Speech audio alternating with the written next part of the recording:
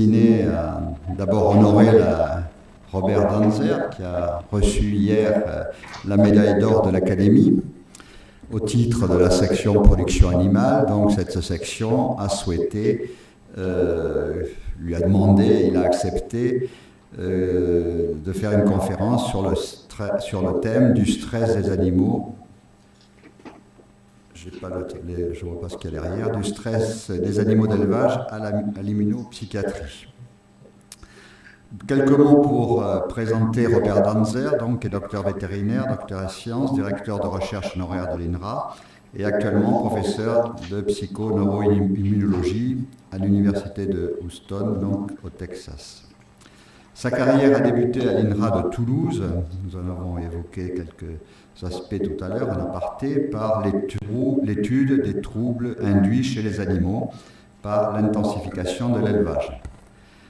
À cet égard, il sera le premier à souligner le rôle majeur du stress, à en mesurer les effets et à analyser ses composantes neuroendocriniennes.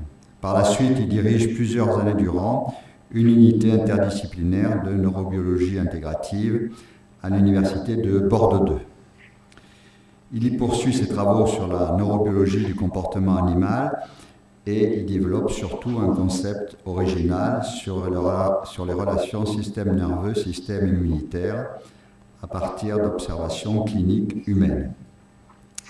C'est du reste aux États-Unis, à partir de 2006, que Robert Danzer élargit sa réputation internationale de scientifique innovant en montrant comment certains processus inflammatoires liés à des réactions immunitaires conduisent à des modifications enzymatiques cérébrales qui entraînent chez l'homme des troubles dépressifs, souvent profonds, plus ou moins réversibles.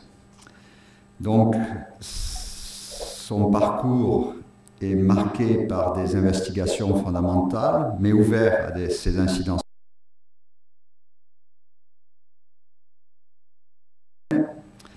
Robert Danzer donc, va nous présenter les ressorts et le déroulement au cours de cette conférence qu'il a bien voulu accepter de donner donc, à l'occasion de son bref séjour parisien. Donc je lui donne tout de suite la parole. Donc il va faire un exposé et il souhaite au cours de cet exposé donner la parole à la salle pour qu'il y ait des échanges fractionnés, et puis après il y aura des échanges également à l'issue de sa conférence. Donc je lui donne tout de suite la parole.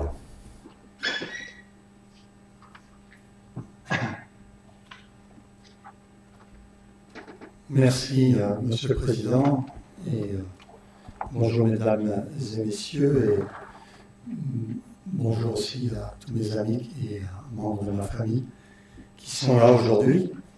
Comme vous l'avez dit, je suis là en fait aujourd'hui en prolongement de ce qui s'est passé hier. Et ce qui s'est passé hier est important pour moi, était inattendu en réalité, puisque je fête ce mois de septembre mes 50 années de recherche. Mes 50 années de recherche ont débuté très précisément en septembre 1967, à la sortie de l'école vétérinaire de Toulouse, quand j'ai eu mon premier poste à l'INRA, qui était un poste d'assistant scientifique contractuel au sein des recherches vétérinaires, dirigé à l'époque par Paul Mornay, l'inspecteur général Paul Mornay, et au sein du laboratoire de pharmacologie toxicologie qui n'existait pas et qui était hébergé à l'école vétérinaire de Toulouse avant de voir le jour sur les rives du Touche à Saint-Martin-du-Touche.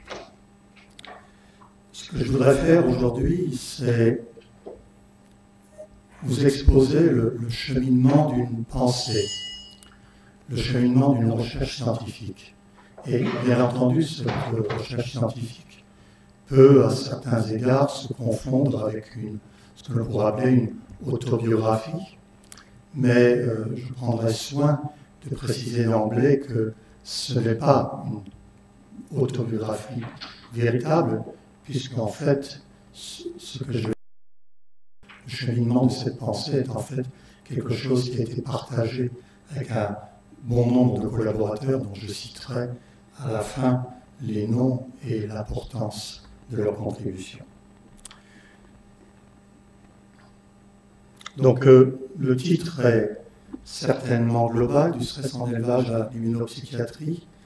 Notre président, plus exactement le président de l'Académie de l'agriculture, a dit lui-même ce que je souhaiterais, c'est-à-dire que dans cet exposé, il y aura plusieurs époques, plusieurs parties, et que l'on discute en quelque sorte chacune de ces époques, parce que chaque époque vient avec ses propres concepts et ses propres implications à la fois scientifiques et sociétales.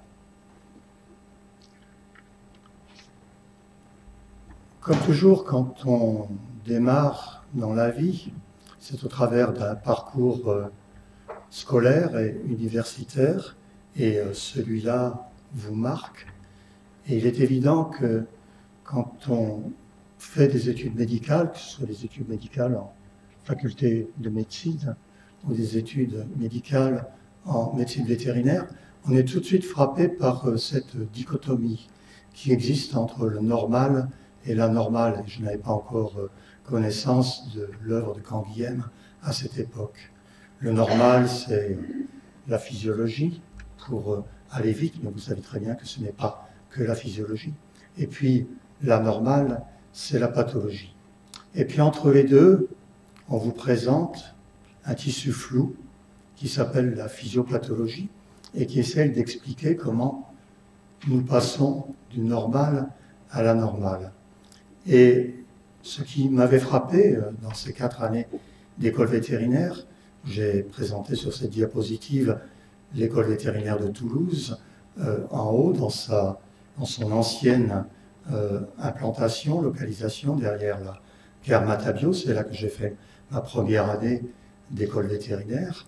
Et puis la nouvelle école vétérinaire à Saint-Martin-du-Touche, c'est là que j'ai continué les 3 années suivantes. Ce qui frappe donc tout de suite dans ce discours sur la physiopathologie, c'est qu'il est difficile en réalité de se demander si nous n'avons pas affaire là à ce que j'appelle volontiers les contes de fées, des histoires racontées aux enfants pour les apaiser, pour leur faire croire que effectivement les choses se passent de manière logique entre le normal et l'anormal. Alors, ne vous offusquez pas. Bien évidemment, dans le domaine des maladies parasitaires, Monsieur Jolivet, dans le domaine des maladies infectieuses, ce conte de fées est facile à décliner parce qu'il y a un agent causal bien connu, identifiable, que l'on peut caractériser. Et puis, il y a une maladie. On peut décrire les différents liens du parcours entre l'agent causal et la maladie. Mais dès lors qu'il s'agit de pathologies beaucoup plus vagues du point de vue causal, comme par exemple ce qui préoccupait beaucoup le professeur Jules Tournu, dont chacun connaît la verve à l'époque, l'ulcère gastrique du porc. Là, bien entendu, il n'y a plus d'agent causal bactérien, enfin en tout cas on ne connaissait pas encore Helicobacter pylori.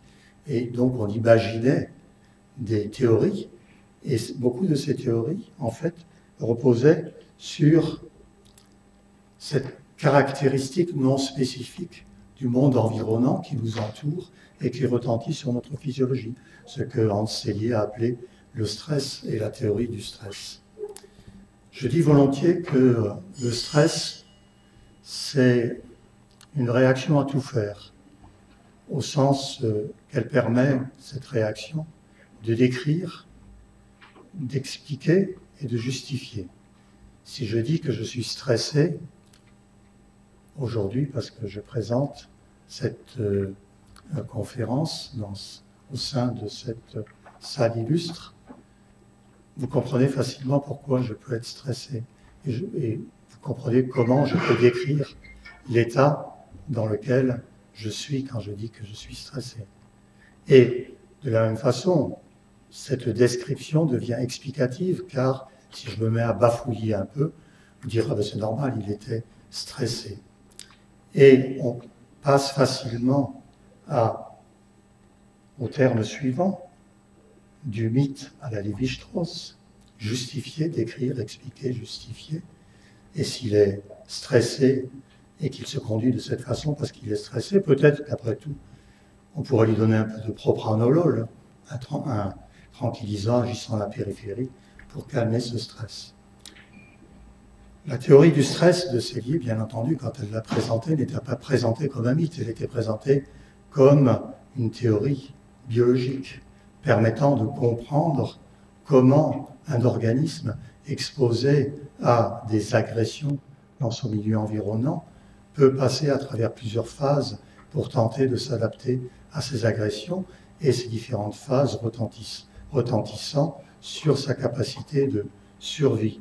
La première phase, la réaction d'alarme, le temps que tout se mette en place à l'intérieur de l'organisme, les systèmes neuro-hormonaux, je ne vais pas rentrer dans le détail de la physiologie du stress, et puis ensuite la période d'adaptation au cours de laquelle la résistance de l'organisme s'accroît, et puis au bout d'un certain temps, quand toute cette affaire continue et que les agressions persistent malgré tout, l'épuisement, parce que l'énergie d'adaptation a été en quelque sorte est arrivée à son terme. Donc voilà l'histoire que nous racontait Selye. Et c'est vrai que pour tout ce qui concernait les maladies de production liées au caractère intensif de l'élevage, il était tentant de dire que si les animaux étaient malades, c'est parce qu'ils avaient des difficultés de s'adapter à la fois d'un point de vue physiologique, à la fois d'un point de vue nutritionnel, à cet environnement contraignant qui était celui de l'élevage intensif. Et donc la première partie de mon travail a essayé justement de comprendre ce qu'il y avait dans cette théorie du stress et si on pouvait véritablement à la fois décrire, expliquer et justifier ce qui se passait chez les animaux d'élevage, et ce qui se passe d'ailleurs toujours chez les animaux d'élevage au cours de l'élevage intensif. Mais avant de rentrer dans le vif du sujet de cette première partie, je voudrais montrer que ce fil conducteur de la théorie du stress a en fait imprégné tout mon parcours scientifique. Tout d'abord, restons dans l'élevage, le laboratoire de pharmacologie, la nécessité de traiter ces maladies du stress par des médicaments, le fameux tranquillisant en élevage. Et ce livre, publié à la fin de mon séjour toulousain, avec une préface de Gilbert Jolivet, sur laquelle je reviendrai, le stress en élevage. Et ce stress en élevage qui ensuite, au travers du regard de la société sur l'animal et sur les contraintes exercées par l'élevage intensif sur l'organisme animal, et en plus de cela, sur, d'une manière plus générale, le statut de l'animal, cet ouvrage qui a été préparé et publié par Florence Burga et auquel j'ai collaboré.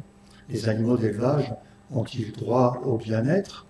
Tout cela correspond en quelque sorte au versant agronomique de mon activité scientifique, mais ce sur quoi j'insiste, c'est qu'il y avait là une filiation véritable avec cette notion de stress et cette nécessité pour moi d'essayer de comprendre ce que veut dire le stress et d'aller au-delà simplement de la sémantique de l'utilisation même du terme de stress. Et à côté de cet aspect purement agronomique, s'est mis en place petit à petit, de manière très complémentaire, des considérations plus de physiologie humaine et de pathologie humaine, et qui donc m'ont amené à considérer non plus le stress, mais ce qui se cache derrière le stress. Très souvent, quand je dis que je suis stressé, en fait, c'est une manière commode de ne pas décrire ce que je ressens et pourquoi je le ressens. Parce que si je vous dis que je suis stressé, vous direz, ah bah oui, c'est normal, il est stressé vu les circonstances. Mais en même temps, je n'ai pas besoin pour autant de décrire ce pourquoi je suis stressé et ce que je ressens véritablement. Ces émotions qui ont fait l'objet de ce petit opuscule aux presses universitaires de France et qui a fait l'objet de plusieurs éditions, correspond en fait pour moi à ce passage du stress, qui est une réaction non spécifique de l'organisme à ce qui l'entoure, aux émotions qui correspondent à des réactions spécifiques, à des stimuli spécifiques. Et les émotions, ça reste encore du domaine de la physiologie, du domaine du normal.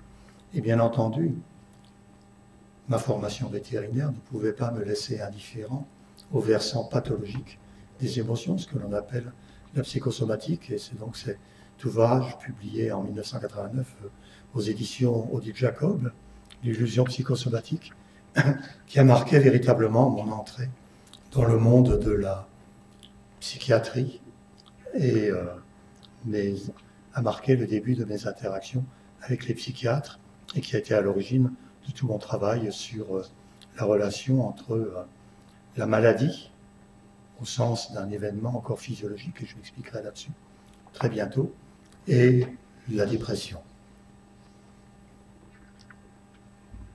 Donc, commençons par la première époque de cette présentation, avec le versant agronomique. Du stress en élevage au bien-être animal. Je reviens sur la théorie du stress, et je ne vais pas redire ce que j'ai déjà présenté à propos de cette théorie du stress, mais il y avait dans cette théorie du stress une formulation qui était inscrite dans toutes les présentations que faisait Sellier et dans les ouvrages qu'il publiait, le stress de la vie. C'est-à-dire cette idée que cette réaction qui se passe en nous face à des événements contraignants menaçant notre homéostasie, la notion de stress est en fait fille de la notion de la constance du milieu intérieur et la nécessité de défendre cette constance du milieu intérieur par un certain nombre de moyens. Et Sellier avait fait de cette réaction dont il avait observé les manifestations dans des situations de catastrophe, catastrophes médicales, des grandes brûlures, des fractures, des tremblements de terre et la guerre. Et il avait à partir de là bâti une théorie qu'il voulait appliquer à ce qui constitue l'essence même de la vie, c'est-à-dire de la naissance à la mort. De la naissance à la mort en tant qu'organisme doté d'un milieu intérieur, maintenu constant, Claude Bernard, nous devons défendre notre milieu intérieur contre les agressions. Donc le stress démarre au moment de la naissance et se termine au moment de la mort. Et il avait rajouté cette phrase que j'ai mise entre guillemets, ce qui est important n'est pas ce qui nous arrive, mais la manière dont nous le prenons, la manière dont nous le vivons. C'est une très belle phrase, mais qui pour autant, dans la bouche d'un pathologiste, ne veut pas dire grand-chose d'autre que, oui, bien sûr, le stress de Robert Danzer n'est pas le même que le stress de notre président aujourd'hui, ou le stress de ma fille quand elle est face à ses étudiants sur les bancs de l'université de Bordeaux 2 en psychologie. Chacun de nous vit un stress différent. Et en fait, la question qui se trouvait posée à moi et à un certain nombre d'autres collègues était comment cette réponse de stress peut-elle être différente et est-elle aussi invariable que nous le prétendait Sellier et n'est-elle pas, au bout du compte, dépendante de ce que chacun d'entre nous est, c'est-à-dire notre capacité de nous représenter, de percevoir le monde, de nous le représenter et d'agir dans ce monde.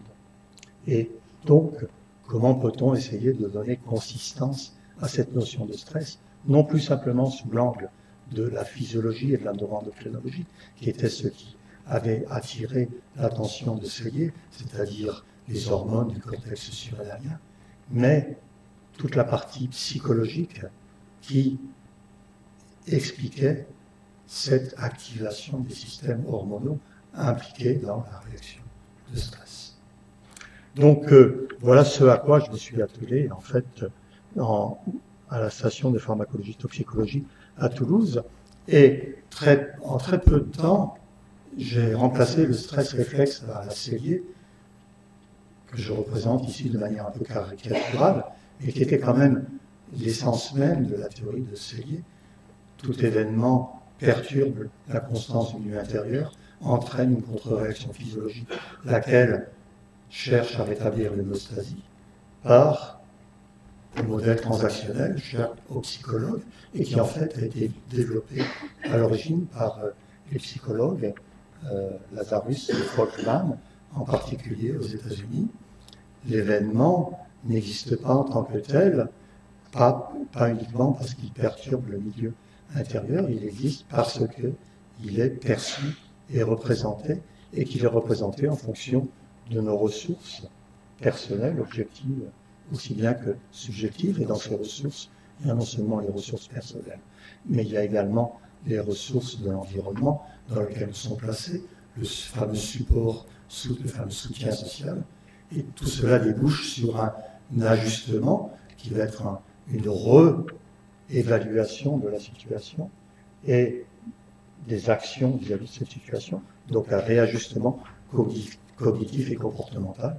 Et c'est de cette perception et de cette action que va découler la réaction, la fameuse réaction de stress. Ce schéma, encore fallait-il le montrer, et montrer qu'il s'applique à nos animaux d'élevage, qui ne sont pas de simples objets réflexes qui, à la manière de Descartes, crient parce qu'ils sont programmés pour crier quand on leur fait mal, mais qui sont capables effectivement de percevoir et de se représenter le monde de l'élevage intensif dans lequel ils sont placés. Et vous voyez déjà poindre en pointillé ce qui va permettre le passage du stress au bien-être, puisque dès lors que l'on imagine un animal comme un être vivant et sensible, on ne parlait pas dans les années, à la fin des années 60 et au début des années 70, quand j'étudiais le stress des animaux d'élevage, d'animaux vivants et êtres vivants et sensibles. On parlait d'animaux de production, point à la ligne, mesurés au travers de leur courbe de croissance, au travers de leur production lactée, etc. Mais vous voyez déjà poindre dans cette conception du stress cette notion d'être vivant et sensible. Donc voilà comment dans l'ouvrage « Le stress en élevage intensif » qui résumait l'ensemble de nos travaux à la station de pharmacologie toxicologie avec Pierre Mormed, nous avons en fait représenté de manière très schématique ce qui se passe, un environnement, l'évaluation cognitive, les possibilités d'action, une réponse hormonale, une réponse comportementale et l'interaction entre les deux. Et juste pour que cela ne reste pas ésotérique, des petits exemples très rapidement pour vous montrer qu'il y a une réalité derrière tout cela et que nous ne sommes pas uniquement dans les mots. Par exemple, d'un côté, ici, en haut, un bovin exposé au chaud, et puis en bas, dans les plaines de l'Illinois, un bovin, un jeune bœuf exposé au froid. Et dans les deux cas, on voit apparaître la réponse cortico-surrénalienne mesurée par les variations de cortisol qui sont représentées en haut à gauche pour le chaud, en bas à gauche pour le froid. Vous voyez, si l'animal est placé directement de sa loge d'élevage dans une cage climatique, dans une chambre climatique qui soit est à 40 degrés ou à 50 degrés, ou bien l'équivalent d'un sauna, ou bien au froid dans un frigo, ou plus bas qu'un frigo, vous voyez apparaître tout de suite ce pic de réponse cortico-surrénalienne dans les minutes et les heures qui suivent, mais qui est exactement pareil que l'animal soit présenté au chaud, soit exposé au chaud ou au froid. Dans les deux cas, le cortisol grimpe. Mais si on répète cette exposition pendant plusieurs jours, on voit apparaître en fait une réponse qui devient différente suivant la nature du stimulus.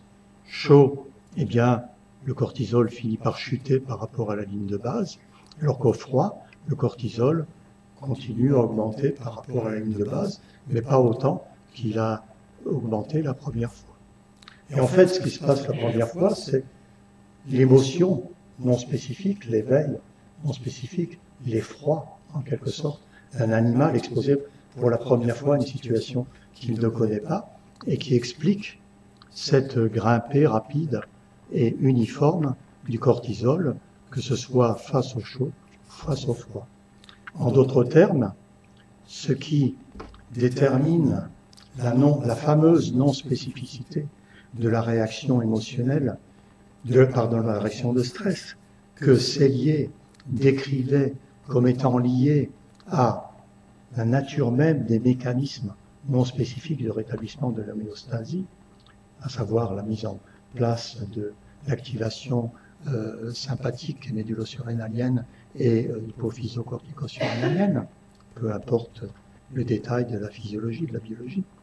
Cette réponse n'est pas non spécifique parce qu'elle est dictée par ses composantes biologiques, elle est non spécifique parce qu'elle est dictée par ses composantes émotionnelles, psychologiques. Et dès lors, on change de paradigme, puisque les questions que l'on se pose, tout de suite, quels sont les facteurs à l'origine des émotions? Ces émotions peuvent-elles non spécifiques, comme ici cet éveil émotionnel, ou bien peuvent-elles être spécifiques?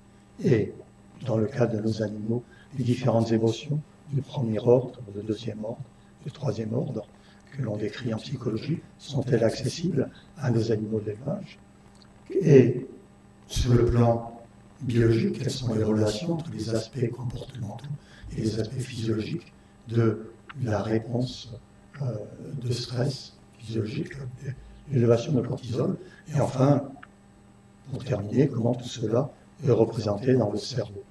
Si vous avez lu Damasio, Antonio Damasio, et le retour en quelque sorte de cette importance de ce qui se passe dans le corps sur l'émotion, vous n'êtes bien sûr pas étranger à la notion du fait qu'une émotion se distingue d'un sentiment par le fait qu'elle prend le corps entier.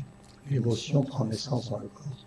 Et ce corps devient très vocal, très parlant, et c'est ainsi que l'on ressent émotion, quelque chose de violent, beaucoup plus violent, bien entendu, qu'un sentiment.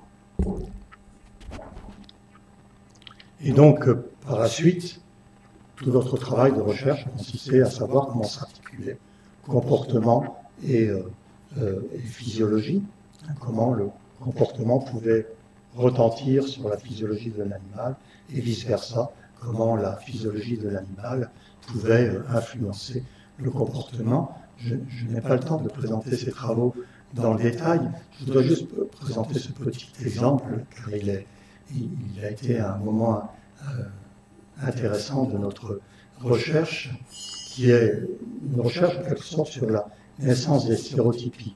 Ceux qui travaillent sur le porc et qui connaissent bien ce qui se passe en élevage intensif savent que bon nombre d'animaux développent des comportements stéréotypés, c'est-à-dire des comportements répétitifs dans l'environnement appauvri qui leur est fourni. Et toute la question, c'est de savoir quelle est la fonction de s'il y en a une, de ces stéréotypies, ou bien si elles correspondent à une pathologie cérébrale. Et on a voulu essayer de savoir si ces stéréotypies ne naissaient pas en fait de la nécessité pour l'animal d'essayer de contrôler son milieu. Et pour cela, nous avons soumis des porcelets dans ce dispositif représenté à gauche de la diapositive à une situation relativement frustrante. Les animaux sont privés de nourriture, maintenus à 90% de leur poids corporel en ligne de base, et ils reçoivent de la nourriture toutes les 4 minutes de manière régulière, sans qu'ils puissent modifier par leur comportement le rythme de distribution de l'aliment. Et ils ont simultanément une chaîne qui pend du plafond. Et quand on regarde ce qui se passe du point de vue de leur activité comportementale, pendant les 4 minutes, donc ici ce qui est représenté c'est le temps, et sur l'axe vertical, c'est la fréquence des différents comportements. Ça, ce sont les comportements de prise de nourriture. La nourriture vient d'être distribuée ici au temps zéro. Les animaux mangent et puis ils s'intéressent à l'auge où la nourriture dans laquelle la nourriture est tombée. Et puis ensuite, une fois qu'ils ont fini de manger, ils se mettent à manipuler la chaîne avec beaucoup d'entrain. Et ensuite, au fur et à mesure que le temps passe, ils redirigent leur attention vers le dispositif qui va leur permettre d'obtenir la nourriture. En quelque sorte, ils comblent le temps disponible entre la première prise de nourriture et la prise de nourriture suivante par cette activité de substitution qui consiste à bordier la chaîne.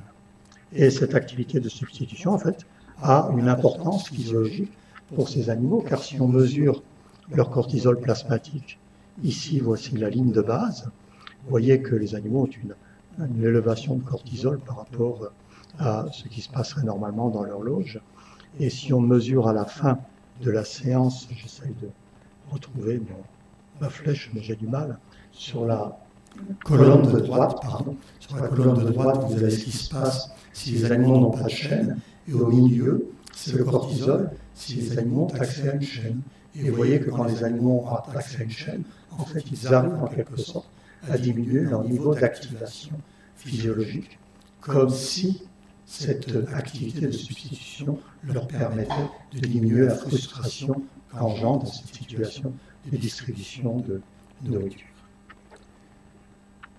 À l'époque, nous n'étions pas très doués à la station de pharmacologie et toxicologie, nous ne sommes pas mis en rapport avec INRA-valorisation, nous n'avons pas pensé à commercialiser, suivant les principes du professeur Manzer, ce dispositif qui depuis est répandu dans tous les élevages, soi-disant pour permettre aux animaux de s'engager dans des activités naturelles. Et vous voyez qu'en fait, il y a non seulement une chaîne, mais qu'en plus de ça, cette chaîne est articulée à ce petit objet en caoutchouc très dur, lequel varie en couleur et varie par la senteur à laquelle il est associé. Cela va de la truffe à la fraise, à la framboise, en passant par, je ne sais trop quoi, le chocolat, et pour les porcs irlandais ou écossais, le malt, bien sûr.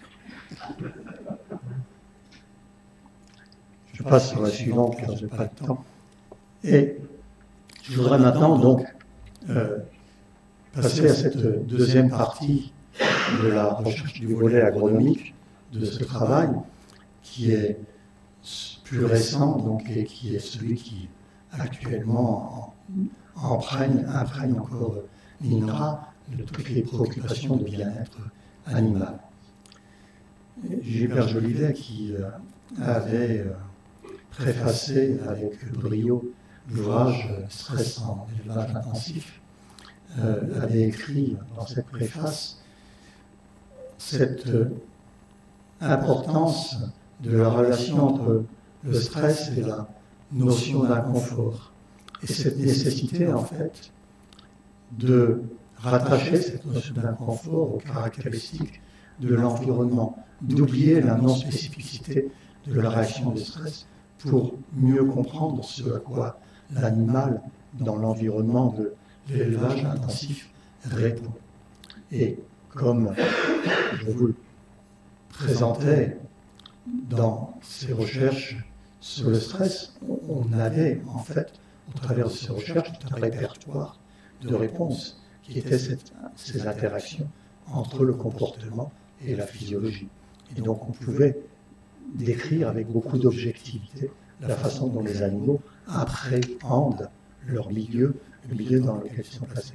Et donc commencer à répondre à cette question importante sur le plan de l'élevage intensif, et de savoir quels sont les facteurs d'élevage, qu'il s'agisse de l'environnement physique ou social, qui sont à l'origine d'un inconfort ou d'un stress, et comment peut-on diminuer la sensibilité des animaux à ces facteurs par des moyens qui soient des interventions d'ordre pharmacologique à l'époque, quand nous avons démarré, ou bien des moyens génétiques, ou bien en agissant sur l'environnement, au travers du travail des ergonomes, en considérant que les animaux, tout compte fait, sont des ouvriers donc, qui sont confrontés à une tâche bien particulière, produire de la viande, produire des œufs, produire du lait, et qu'ils le font dans un environnement qui doit être adapté à leur morphologie. Ça paraît très bête, mais c'est vrai, et que cet environnement donc, doit tenir compte de la façon dont ces animaux sont capables d'agir à l'intérieur de l'environnement. Comment une vache se lève, comment une vache se couche, pareil pour une truie, etc. Tout ce travail des ergonomes. Et donc tout cela a donné naissance, au travers de la communauté européenne, à toute une série de colloques qui ont été mis en place au niveau européen et qui ont réuni l'ensemble des chercheurs agronomes, vétérinaires, essentiellement, travaillant sur ces questions, ont créé un véritable réseau bien avant que se mettent en place des réseaux financés par la communauté européenne sur le plan scientifique. Et ont donc eu lieu ces colloques, et j'ai participé d'abord en tant que scientifique, ensuite en tant que membre du comité vétérinaire européen à Bruxelles, à ces travaux, et un certain nombre d'entre eux ont eu lieu, dont celui que je vous présente ici, publié dans les Annales de recherche vétérinaire, au travers d'un colloque qui avait été organisé à la station de Rennes avec Héméomètre, que beaucoup d'entre vous connaissent ici, et qui, bien entendu, concernait les recherches sur le bien-être des truies en contention. Et j'ai juste extrait la préface, un petit morceau de la préface de ce numéro spécial des Annales de recherche vétérinaire pour vous montrer quel était le débat qui, à l'époque, nous occupait, qui était bien entendu celui de l'harmonisation des critères. À partir de quels critères peut-on définir la notion de bien-être, et sachant que ces critères vont définir de manière rétrospective ou rétroactive ce qui va être acceptable ou non en matière de pratique d'élevage. Donc vous voyez bien qu'il ne s'agit plus seulement d'une recherche, mais que tout à coup, les acteurs de ces recherches se trouvent projetés dans le monde social en tant que responsables d'une vérité, entre guillemets, qui va déboucher sur l'acceptable et l'inacceptable en matière de production animale. Les codes de protection européenne sur les animaux d'élevage, que ce soit le canard à gaver, que ce soit les animaux à fourrure, ou que ce soit les truies, etc. Enfin, c'est dans ce contexte-là, dans les années 80, que se sont mis en place tous ces travaux auxquels j'ai participé avec bon nombre de mes collègues et qui nous ont amenés à la fois à collaborer et à nous accrocher de temps en temps avec nos collègues de la direction de la qualité. Mais en fait, très rapidement, fort heureusement d'ailleurs, nous avons fini par arriver à la question essentielle qui est, au bout du compte, tous ces animaux dont nous parlons, tous ces animaux que nous élevons, tous ces animaux qui sont soumis, je ne dirais pas au caprice, mais à la volonté de l'homme. Que représente-t-il véritablement? Et quel est notre devoir en tant que citoyen, en tant qu'être humain, vis-à-vis de ces animaux, cette fois-ci présentés comme êtres vivants et sensibles, mais non plus uniquement comme objet de production. Et vous voyez bien apparaître là ce véritable changement de paradigme, qui n'est plus l'animal producteur, mais l'animal être vivant et sensible auquel on demande de produire. Et derrière toute cette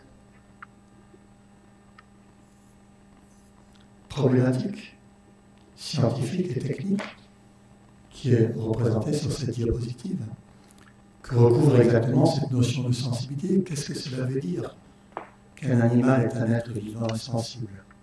Il y a un rapport qui va être discuté très prochainement, comme vous nous l'avez rappelé hier, sur la conscience animale. Quels sont les états de conscience accessibles aux animaux d'élevage? Dans quelle mesure peut-on parler d'état de conscience entre un poulet de batterie, une truie dans son environnement, et puis un animal dans un jardin zoologique, ou un simple animal domestique, le chat ou le chien, à l'intérieur du foyer domestique? Quels sont les états de conscience qui sont accessibles à nos animaux, et quelle est l'influence de l'environnement sur ces processus mentaux qui sous-tendent le bien-être? Avec Florence Burga, qui n'a pas été recrutée uniquement à l'INRA comme prétexte, mais pour nous aider à réfléchir quelle est la place de la notion de bien-être animal dans les conceptions philosophiques et éthiques de notre relation avec le monde vivant. Comment les consommateurs, les distributeurs et les éleveurs eux-mêmes se représentent-ils la notion de bien-être, et peut-il y avoir convergence entre les différents points de vue? Et bien entendu, je viens parler des éleveurs, mais de manière plus générale, la profession, comment la profession intègre-t-elle la notion de bien-être? Et vous vous rendez bien compte là qu'un chercheur tout seul, qu'il soit à Toulouse ou à Bordeaux, ou éventuellement avec son équipe, ne peut pas répondre à tout cela. Et dès lors a été mise en place, sous l'impulsion de Joseph Bonner, ce programme bien-être animal, agri-bien-être, qui persiste encore à l'INRA et dont la vocation a été de rassembler autour de cette question tous les chercheurs concernés au travers des différents champs disciplinaires qui étaient sollicités, aussi bien l'économie, la sociologie, la philosophie, la physiologie et les disciplines de production, les instituts techniques, pour servir en quelque sorte d'outils de réflexion et, si possible, de décision en matière d'action dans le domaine du bien-être. Donc ce programme s'est mis en place au début avec la collaboration d'Isabelle Bessier et de Frédéric Lévy, et comme vous le savez, continue actuellement avec Alain Boissy. C'est quelque chose qui est né en fait de ce changement de paradigme. Sur le plan scientifique, cela nous a amené à réfléchir sur la notion d'émotion, et vous voyez dans cet article que j'essayais déjà de mettre en place à l'époque. L'article date de 1900, je ne sais plus combien, je ne vois pas l'année. Que représente véritablement une émotion, et quelles émotions sont accessibles à nos animaux d'élevage. Et puis, simultanément, donc avec Florence Burga, que j'ai déjà citée, qui est parmi nous aujourd'hui, cette question importante de savoir si les animaux d'élevage ont droit au bien-être, avec, une fois de plus, dans l'introduction à l'ouvrage, cette notion essentielle, la question du bien-être animal n'est pas uniquement restreinte aux aspects technologiques, mais elle débouche sur un débat de société où différents points de vue s'expriment, et non seulement différents points de vue s'expriment, mais ils peuvent également s'affronter. Car, bien entendu, s'agissant de points de vue, il peut y avoir des accords, et certains points de vue ont été considérés comme obscurantistes, comme renvoyant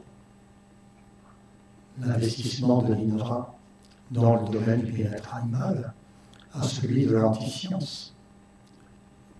Et on comprend facilement ces réactions négatives. Je ne prétends pas aujourd'hui trancher le débat.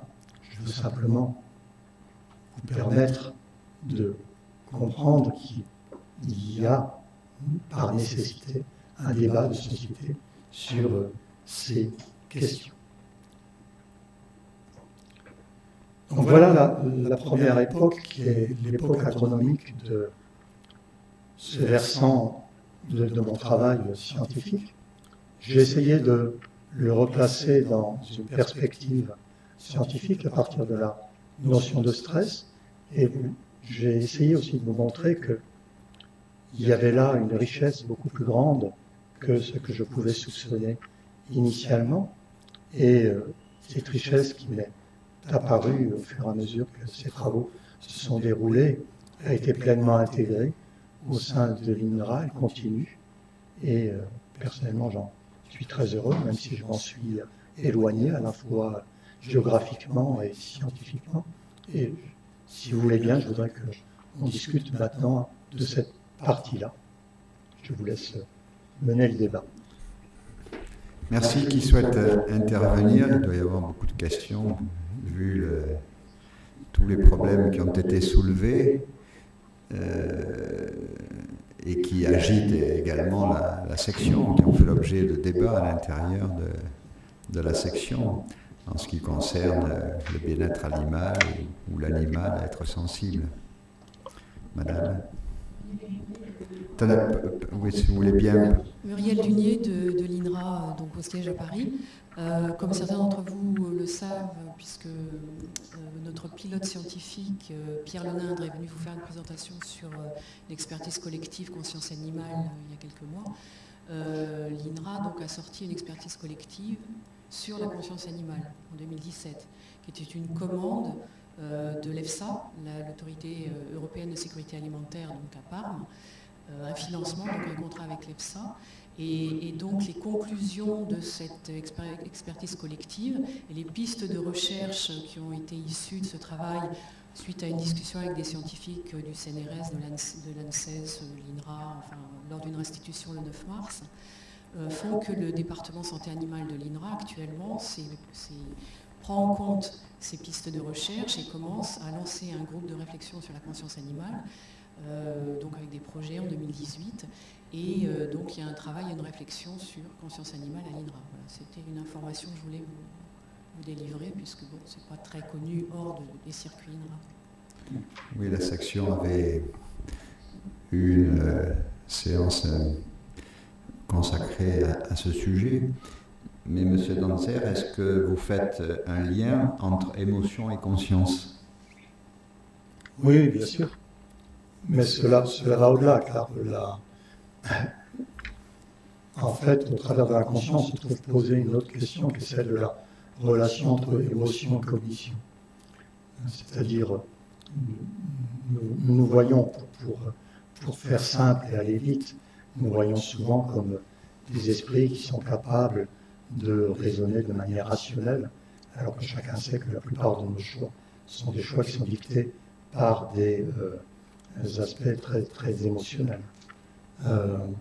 Et en fait, la conscience que nous avons n'est pas une conscience purement gratuite. Je dis volontiers qu'il ne faut pas oublier que le cerveau est le produit de l'évolution, et que la meilleure façon qu'a trouvé l'organisme de maîtriser son monde environnant a été de se projeter dans le monde environnant au travers d'une représentation de ce monde environnant, et non seulement d'une représentation du monde environnant, mais d'une représentation de nos possibilités d'action vis-à-vis de ce monde environnant.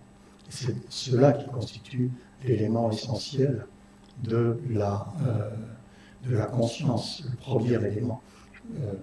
Sans rentrer dans le débat sur la conscience animale, la conscience n'existe pas. Il y a des états de conscience nombreux, et un des premiers états de conscience est effectivement la capacité de représentation. Et cette capacité de représentation, elle n'est jamais une capacité froide, c'est une capacité chaude, c'est-à-dire qu'à chaque élément de représentation, j'attache la notion j'aime, j'aime pas. C'est déjà un début d'émotion, c'est l'appétitif versus l'aversif. Merci. Autre question? Jeanne Gros-Claude. Jeanne Gros-Claude. Je voulais savoir s'il y a eu des études spécifiques sur le stress des animaux en expérimentation animale. Parce qu'on s'efforce généralement, moi-même, bon, je ne vais pas dire sur la conscience, mais à mon actif, parce que je le prends de manière positive,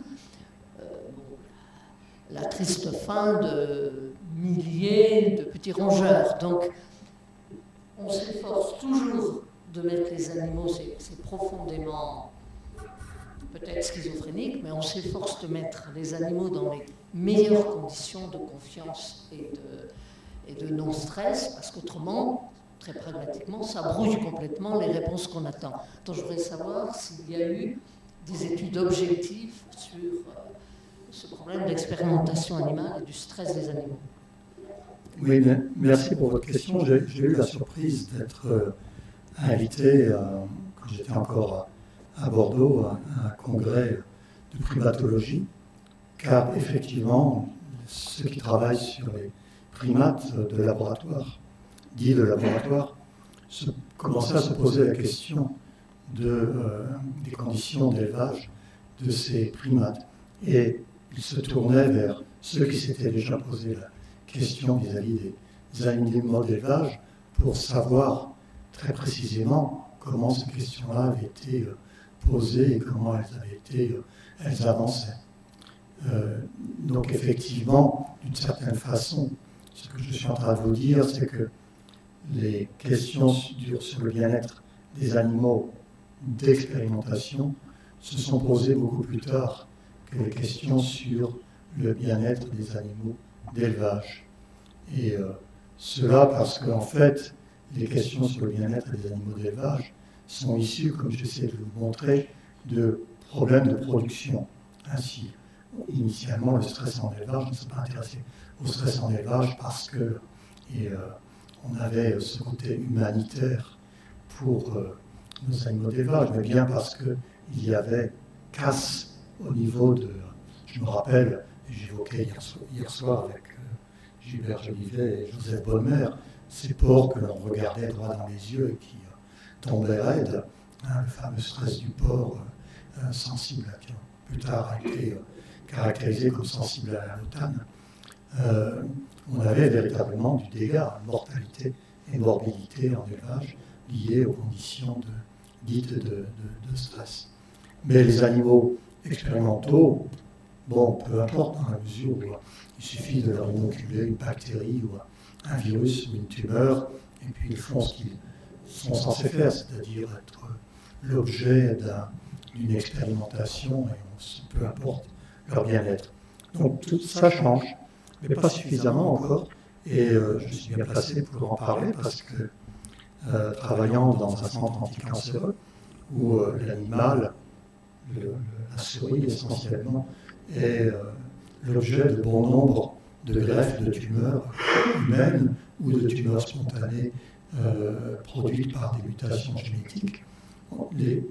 Nos collègues vétérinaires, spécialistes des conditions animales, n'ont pas encore compris que la thermoneutralité des souris, c'est à 30 degrés, c'est pas à 20, 22 degrés, comme la thermoneutralité de l'être humain.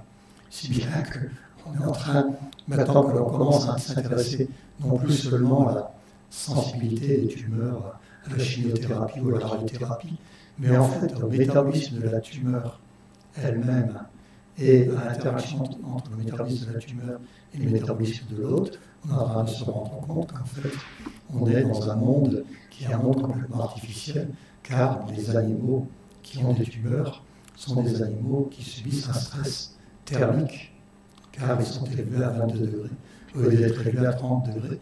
Et tous les travaux sur la cachexie, qui est, comme vous savez, un gros problème en cancer, qui ont été réalisés chez l'animal, sont totalement empreints de cette illusion qu'il y a des mécanismes qui en fait sont dus au problème de lutte par la souris contre cette température qui est beaucoup trop faible pour elle. Donc on n'est pas encore à l'optimum. On est loin de l'optimum. Bien, si vous voulez, on va avancer. Je continue. On ne va pas tout à fait quitter l'INRA parce que dans cette recherche biomédicale qui était menée en parallèle à l'intérieur du laboratoire, aussi bien à Toulouse qu'à Bordeaux, à l'université de Bordeaux, avec le concours de l'INRA et de l'INSERM, puis du CNRS. Cette recherche, en fait, a également servi à inspirer un élément très important du travail à l'INRAS dans le cadre de l'alimentation humaine. Vous connaissez bien le fameux trépied qui, je pense, a été introduit grâce à l'impulsion de Pariotin, dont la mémoire a été évoquée hier, le fameux trépied de l'INRA, dans lequel l'alimentation a acquis une valeur importante, puisque c'était un des éléments essentiels du trépied. Et donc, je vais y arriver. Mais avant d'y arriver, je voudrais simplement essayer d'esquisser cette notion, revenir sur cette notion d'anormal, de normal et d'anormal. Dans la théorie du stress, l'anomalie est inscrite dans la théorie du stress, au travers de la métaphore de la chaîne. Je présente ici un petit bateau, enfin un catamaran aux Antilles avant que ça batte le dernier ouragan. Et la chaîne à laquelle est attaché ce bateau, ce sont encore morts. Et vous savez très bien que cette chaîne s'use, elle s'oxyde dans le milieu marin, et qu'elle va finir par casser au niveau de son élément le plus faible, la métaphore de la chaîne. Et ça, c'est la théorie du stress appliquée aux maladies. Notre organisme, subissant des contraintes, se trouve comme la chaîne sans cesse soumise à des agressions et à des tensions, et se produit une usure, et cette usure va se manifester par une pathologie d'organe qui va être l'organe le plus faible pour des raisons génétiques ou acquises. Donc la métaphore de la chaîne. Notez en passant que les psychanalystes, eux, préfèrent une métaphore beaucoup plus intellectuelle qui est l'organe qui cède a en fait une valeur symbolique, le plus souvent par rapport à la relation parentale, en particulier avec la relation avec la mère. Mais ça, c'est encore une autre histoire. En fait, quand on s'intéresse à tout cela, d'un peu plus près, toujours par une recherche d'ordre scientifique, ce dont on s'aperçoit, c'est que si l'on reprend cette question de la relation entre le normal et l'anormal, il faut que je parle plus dans le micro, si l'on reprend cette question de la relation entre le normal et l'anormal, en la ciblant sur un organe qui est très important dans la résistance de l'organisme aux agressions micro-organismes, parasites, bactéries, virus, champignons, à savoir le système immunitaire, eh bien on s'aperçoit qu'effectivement, ce qui se passe dans le cerveau, représenté ici en jaune, et ce qui se passe dans le système immunitaire fonctionne en miroir, c'est-à-dire que si on modifie le paradigme expérimental que je vous ai présenté précédemment, les influences du milieu environnant sur l'axe hypothalamo-hypophysiocortico-surrénalien, mesuré au travers du cortisol par le fonctionnement de l'organisme vu au travers du fonctionnement du système immunitaire, eh bien ce système immunitaire porte en lui, dans son fonctionnement, ce qui se passe dans notre cerveau. Ce système immunitaire va être soumis à la fluctuation de nos émotions au travers de l'influence du système nerveux sympathique et des facteurs neuroendocriniens du stress. On peut changer la résistance aux micro-organismes pathogènes au travers de stress, soit pour l'augmenter, soit pour la diminuer. Mais en fait, cette relation entre le cerveau et le système immunitaire, quand on essaye d'y réfléchir de manière plus précise que simplement décrire au niveau du système immunitaire l'impact des émotions, donc savoir comment notre corps subit les agressions du milieu environnant. Quand on essaie d'aller plus loin et qu'on met tout cela dans le contexte d'une physiologie comparée, eh bien on ne peut pas s'empêcher de se poser la question de savoir si au bout du compte, le système immunitaire, qui fait l'objet d'une modulation par le système sympathique médulo-surrénalien et par le système hypophyso-cortico-surrénalien, ne bénéficie pas de cette modulation pour se réguler comme n'importe quel autre organe à l'intérieur du corps. Pensez au cœur. Mon cœur est capable, si je l'isole du restant de l'organisme, je le mets dans une cuve à organes isolés, il fonctionne parfaitement comme une pompe, et il fonctionne très bien. Mais dans l'organisme, il fonctionne comme une pompe, et en plus de ça, il fonctionne en temps réel et en temps anticipé par rapport à ce que je fais et ce que j'ai à faire. Et il est capable de faire cela, fonctionner en temps réel et en temps anticipé, au travers des influences nerveuses, le sympathique et le parasympathique, auxquelles il est soumis. Peut-être qu'il en va de même pour le système immunitaire qui, les travaux des neuroimmunologistes l'ont montré, est innervé, tout comme n'importe quel autre organe dans le corps. Et peut-être que cette innervation permet en fait au système immunitaire de s'ajuster à la fois en temps réel et en temps anticipé à ce que va être l'environnement pathogène de l'organisme. Et effectivement, on a pu démontrer que c'était le cas et que ce système immunitaire était bien innervé par le sympathique et le parasympathique, essentiellement par le sympathique, et qu'il était capable de réagir et à la fois en temps réel et en temps anticipé par rapport à une blessure potentielle quand l'animal est engagé dans une réaction de peur et se met à courir. Eh bien, il y a mobilisation de l'ensemble des cellules de l'immunité innée et d'une certaine catégorie de lymphocytes T qui vont aider à combattre l'infection si jamais il y a une brèche dans les muqueuses ou dans la peau à la suite d'une blessure.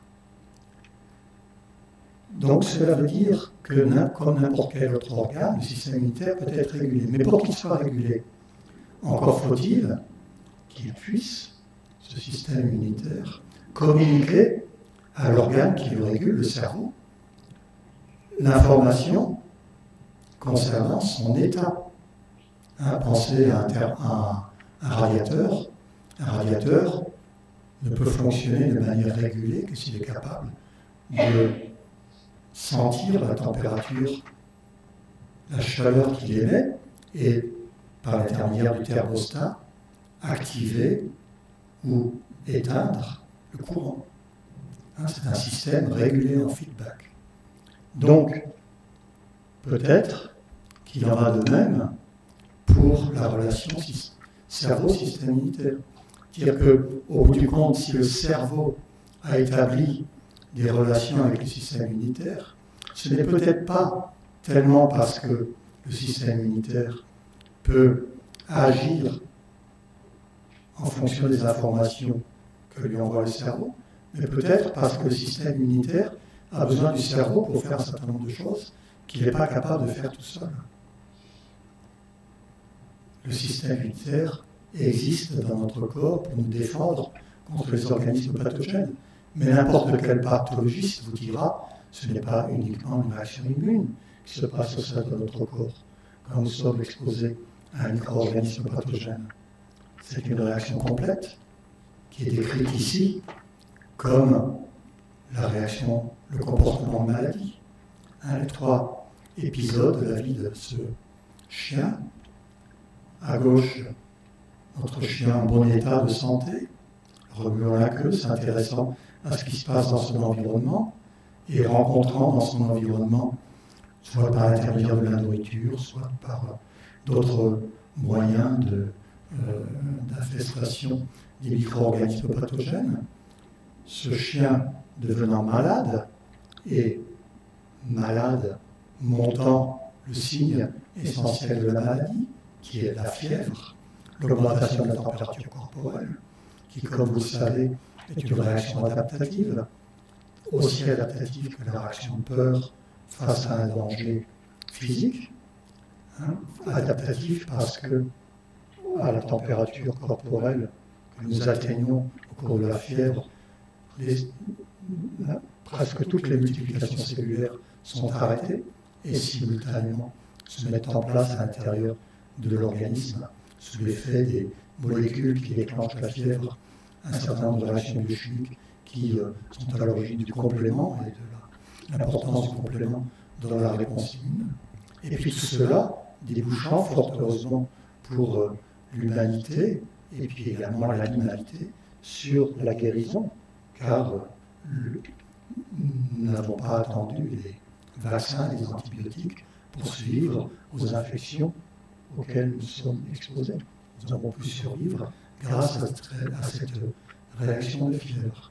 Et donc, vous voyez apparaître ici un élément très important qui est que pour que tout cela fonctionne, il faut que le système immunitaire puisse recruter le cerveau qui, lui, va modifier le set point, le fameux point de consigne de la température corporelle pour déclencher la fièvre, en même temps qu'il va réorganiser la perception et l'action. Quand je suis malade, je ne vois plus le monde de la même façon. Le monde environnant n'existe plus. Le chien qui est sur lui-même. Il n'y a qu'une seule chose qui compte, c'est le corps malade. Et ce corps malade, donc, devient l'objet essentiel de mes préoccupations. Cela sous l'action de ce qui est libéré par le système immunitaire, les cytokines, produites par les cellules de l'immunité innée, et ce sont elles donc, qui sont responsables de cette transition de l'état de santé à l'état de maladie. Mais attention, car si je vous ai dit tout à l'heure, c'est exactement, d'un point de vue métaphorique, la même chose que la réaction de peur face à une agression physique, un danger réel ou imaginé. Cela veut dire que cette réaction de maladie, ce comportement de maladie, c'est quelque chose de normal dans l'économie d'un organisme, puisque c'est une adaptation d'un organisme face à une situation nouvelle, et qui, normalement, cette adaptation débouchant sur une réaction permettant de maîtriser les micro-organismes pathogènes, permet le retour à la normale. Donc nous ne sommes pas encore là dans la pathologie, nous sommes dans le normal. Quel normal?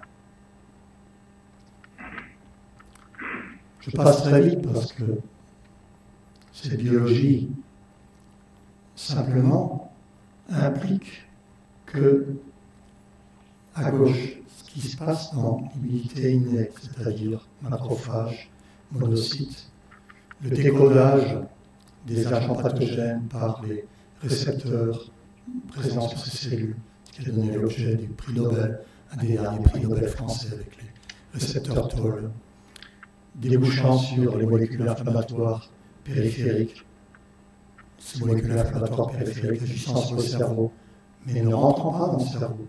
Ce n'est pas du cortisol, là. Le cerveau, en fait, voit ce qui va se passer dans le système immunitaire grâce à des voies de communication, et en particulier grâce aux nerfs afférents. Songez à la réaction inflammatoire. Les 4 signes cardinaux de la réaction inflammatoire que nous apprenons sur les bancs de l'école: rougeur, chaleur, tuméfaction, douleur. 4 signes cardinaux. Dans ces 4 signes cardinaux, il y en a 2 qui sont sensoriels: chaleur et douleur. Cela veut donc dire que le cerveau sait qu'il y a une inflammation. L'inflammation est transmise au cerveau par l'intermédiaire des nerfs afférents. Et en fait, ce que nous avons montré, l'originalité de ce que nous avons montré, est que non seulement cette sensorialité décode immédiatement la réaction inflammatoire, elle représente au niveau cérébral, mais qu'en même temps, la composition chimique de la réaction inflammatoire va être également représentée au niveau cérébral. Et que dans le cerveau, les cellules résidentes de l'immunité innée, qui s'appellent les cellules microgliales, vont en fait reconstituer à l'intérieur même du cerveau ce que font les cellules de l'immunité innée au lieu de l'infection. Et recréer une représentation, mais cette fois-ci c'est pas métaphorique, une représentation cellulaire, les cellules de l'immunité innée du cerveau, et moléculaire, les cytokines inflammatoires produites par ces cellules à l'intérieur du cerveau, qui vont organiser différentes phases du comportement, différentes composantes du comportement de maladie, dans sa composante cognitive et comportementale, représentation du monde, le corps, et comportemental, le comportement de maladie, le reprenant sur lui-même, ne plus manger, ne plus boire, ne plus s'intéresser à ce qui se passe, et son accompagnement métabolique et endocrinien.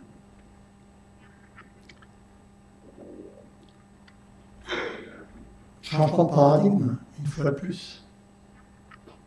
Nous avons appris, là aussi sur les bancs de l'école, que être malade, c'est exprimer et ressentir cet état de faiblesse, qui est celui qui permet au vétérinaire, quand il arrive, quand on lui présente un chat ou un chien qui arrive dans l'exploitation, de tout de suite reconnaître l'animal malade au travers de son comportement différent de celui des autres.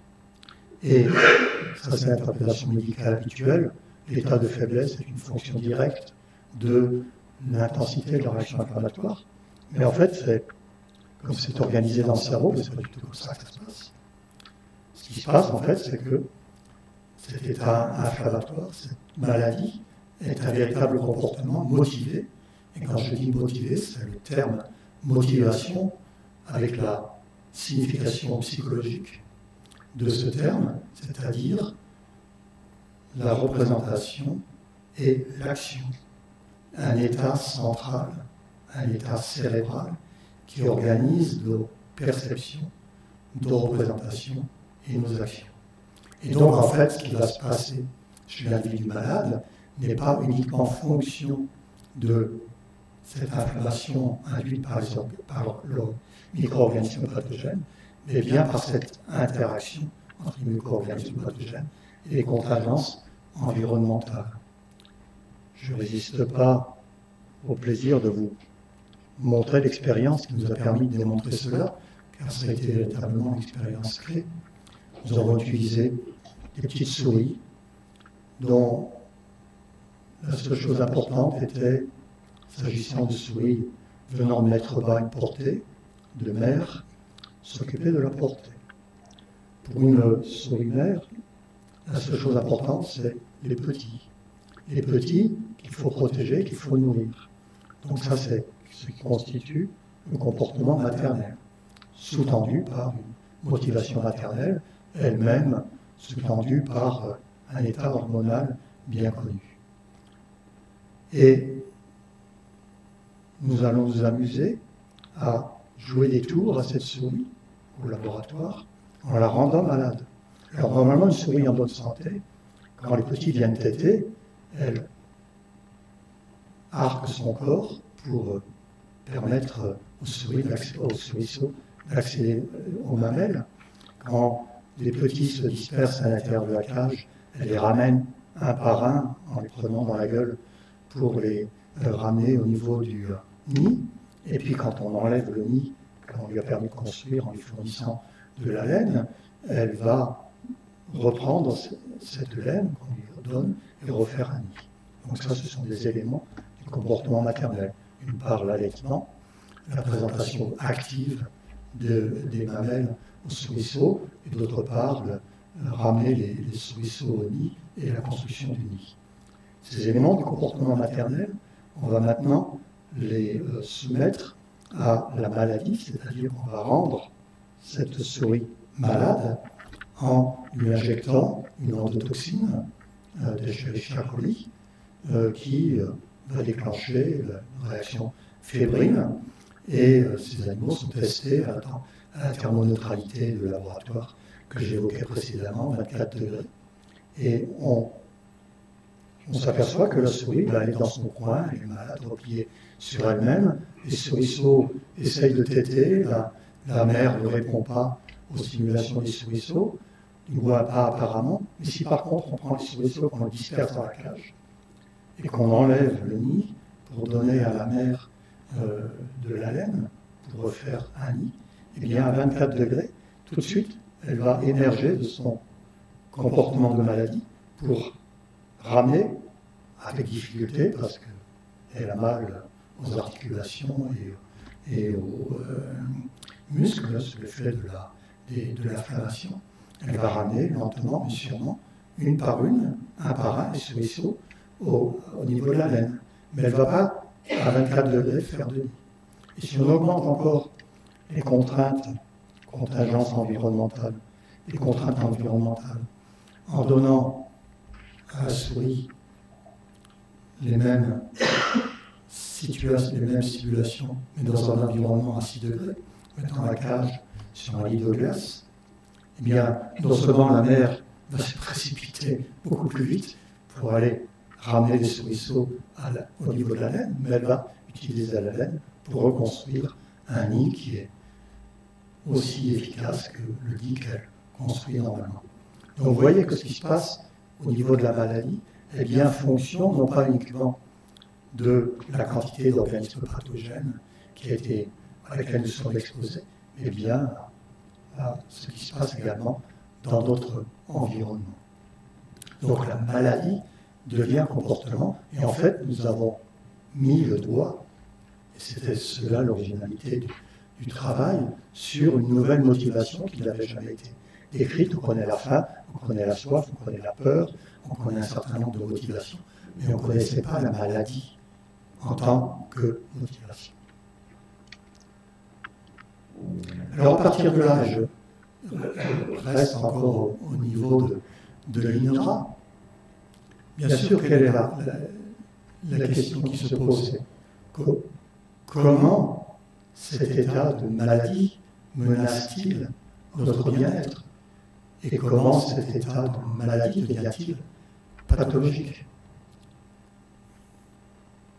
Ma fréquentation des philosophes m'a amené, quand je me posais une question, à essayer de trouver la réponse parmi leurs œuvres.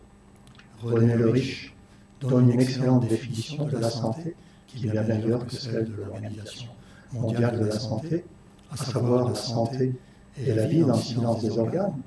Pour nous autres qui vieillissons lentement mais sûrement, vous savez très bien ce que cela veut dire que la vie dans le silence des organes.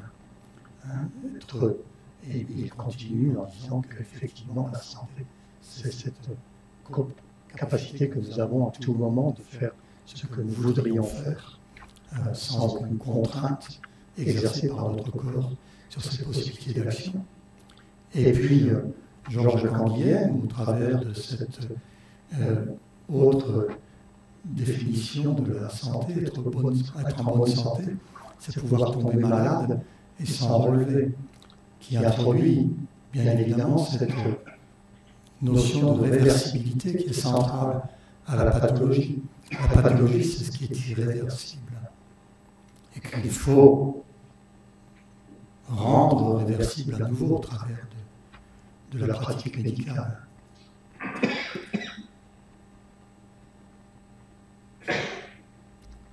Alors, à l'INRA, que fait-on de tout cela? C'est très facile. En fait, cette inflammation n'existe pas uniquement de manière occasionnelle. Pour beaucoup d'entre nous, quand nous sommes exposés à une inflammation, à des organismes pathogènes, il existe au travers de notre microbiote, il existe au travers de cette inflammation chronique à bas bruit qui est présente chez bon nombre d'entre nous. Et tout ce circuit, qui est le circuit normalement de la maladie, qui intervient dans des circonstances exceptionnelles, risque de se trouver en fait mobilisé de manière chronique par cette inflammation chronique à bas bruit pour entraîner souffrance et mal-être. Et dès lors, on peut imaginer d'agir que ce soit sur l'inflammation, la partie périphérique, ou que ce soit sur le cerveau, pour préserver le bien-être. Et cela au travers, non pas des médicaments, mais au travers de l'alimentation. Les antioxydants, les PUFA, les fameux oméga 3, par rapport aux oméga 6, etc. Tout ce qui est capable d'agir sur le système immunitaire. Et donc, c'est à ce moment-là qu'a pu se mettre en place, dans la prolongation de nos travaux sur le comportement de maladie à Bordeaux, la phase que connaît actuellement le laboratoire Nutri de je ne sais comment, PsyNuGen, dirigé maintenant par Sophie Laillé, qui a été une des étudiantes en thèse à l'époque, quand j'étais encore à Bordeaux, sur l'alimentation et le bien-être, qui est effectivement du domaine de l'INRA. Comment agir sur l'état de santé, et non pas sur la maladie, au travers de l'alimentation, en favorisant, bien entendu, dans l'alimentation qui est la nôtre, la prise en compte de nutriments qui soient des nutriments santé. Donc Sophie Laillé, maintenant, dirige ce laboratoire de l'INRA dans le cadre du département de l'alimentation humaine qui rassemble plus d'une centaine de personnes à l'Université de Bordeaux 2 et qui continue à maintenir à l'intérieur de l'INRA la tradition de recherche créée autour des relations immunité-cerveau.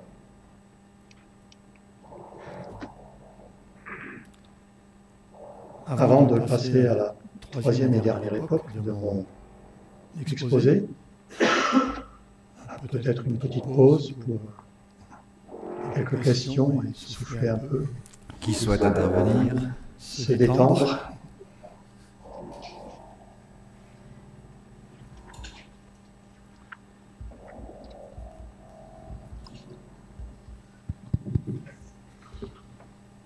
Qui ne dit mot consent? Madame.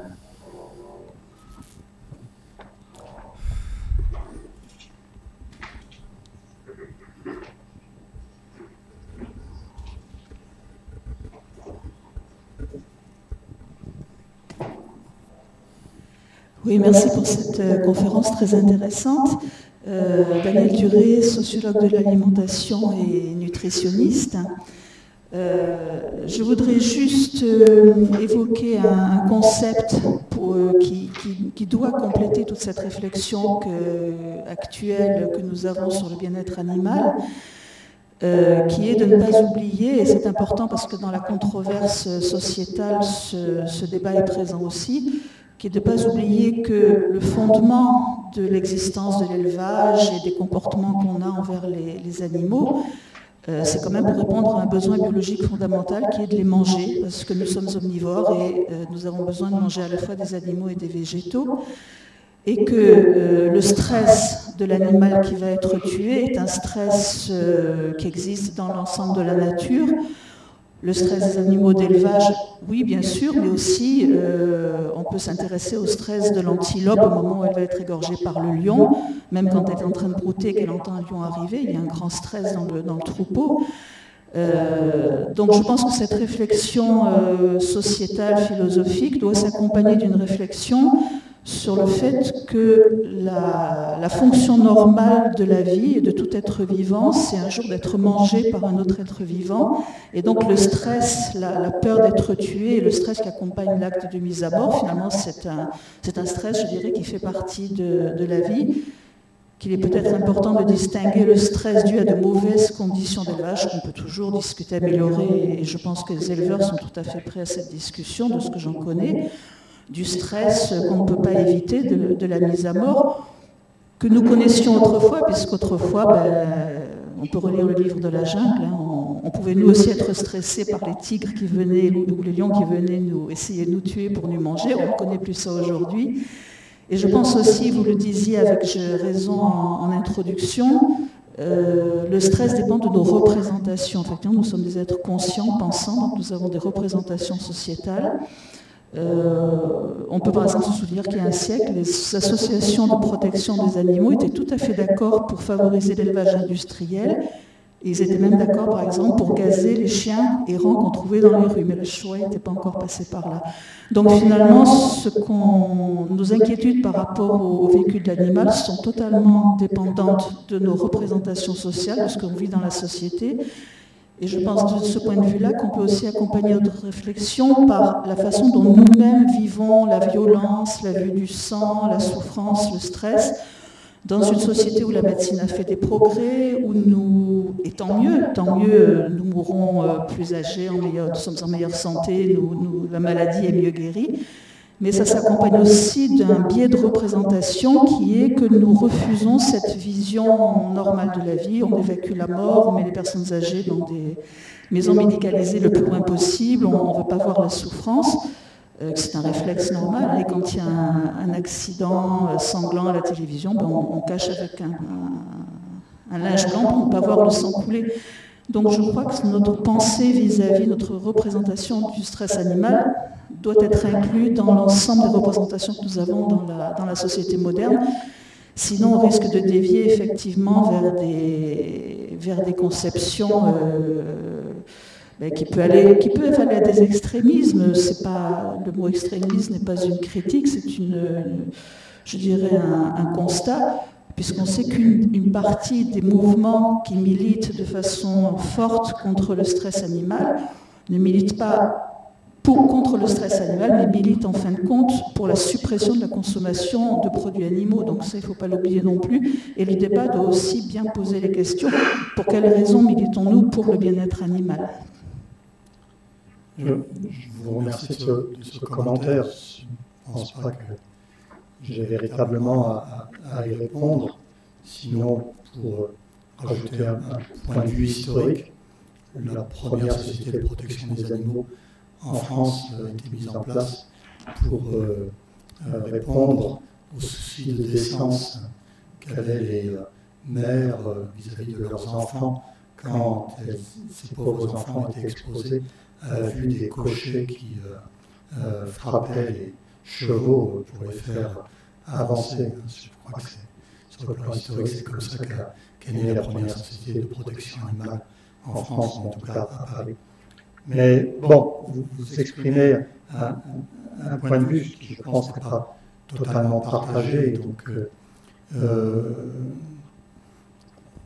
il n'en reste pas moins que nous avons eu raison, je pense, aussi bien à l'INRA, en tant qu'institution, en tant qu'agent de la société, enfin membre de la société, de nous interroger sur notre façon d'agir vis-à-vis de l'animal.